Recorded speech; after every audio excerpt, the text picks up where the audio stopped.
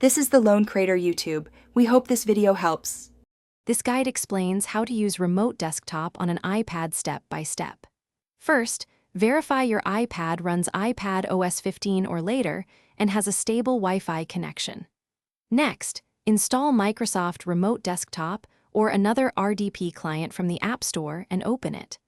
On the Windows PC, enable remote connections and allow access for authorized users. Record the host PC IP address or hostname and the Windows account username and password.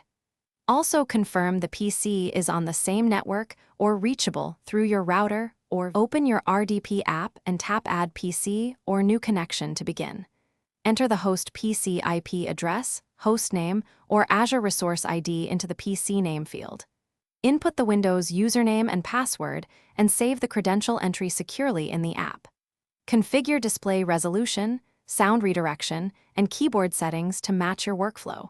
If the PC is outside your local network, connect via VPN or set up dynamic DNS and port forwarding on your router. Then tap Connect and accept any certificate prompts to start the remote session. For secure connections, enable network-level authentication and use strong passwords. Consider using two-factor authentication or an RDP gateway for added protection. If you need access from outside, use a VPN instead of exposing port 3389 publicly.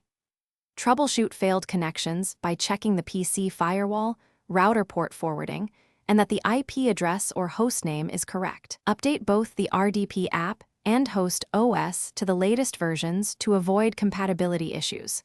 Finally, pair a Bluetooth keyboard or trackpad and adjust display scale for optimal ergonomics.